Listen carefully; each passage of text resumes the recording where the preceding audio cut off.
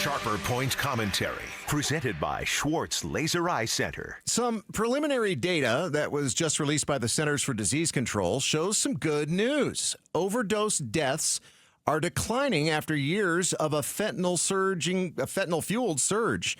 A surge that saw fentanyl, a very strong painkiller that's illicitly produced by drug cartels, become the leading cause of death of Americans 18 to 49. Public health officials and researchers say the drop may reflect multiple forces, including access to treatment and overdose reversal medication. So yes, that's good news.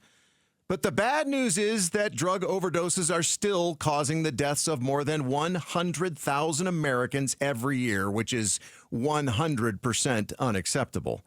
Overdose deaths first topped 100,000 nationally in 2021, which of course followed 2020, the year where COVID was introduced into the addiction equation, and addicts and alcoholics, who often mix multiple substances, found themselves forced to deal with their addiction by themselves, unable to get medical care in some cases, and finding the places where their recovery meetings were held closed down.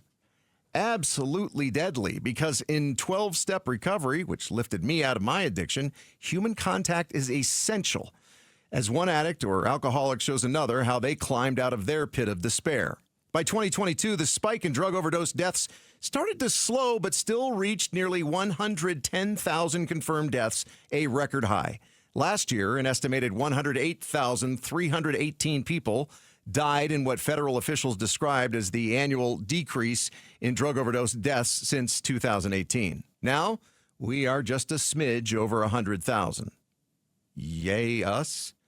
I'm sure if your son, daughter, husband, wife, or anyone close to you was one of those 100,000, you don't feel like things are getting better. And remember, while 100,000 or so people are dying of drugs, the National Institute on Alcohol Abuse and Alcoholism reports that more than 178,000 deaths each year are attributable to excessive alcohol use.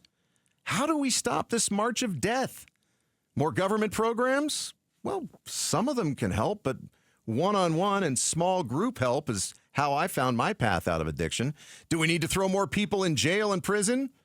Well, you can't keep people sober there necessarily. Some people choose to use jail or prison as an excuse and a reason to change their life, and they stop using. But drugs and even jail juice is available for those who want it.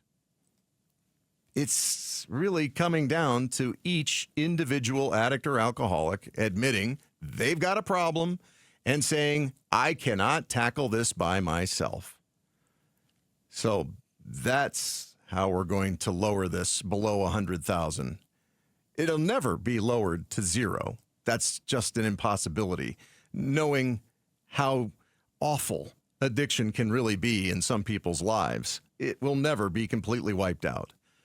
But we do have to start at the basic one-on-one human level, or we'll never make any progress. Thanks for watching Sharper Point. Click to see more from Arizona's Morning News and tap the button in the middle to subscribe.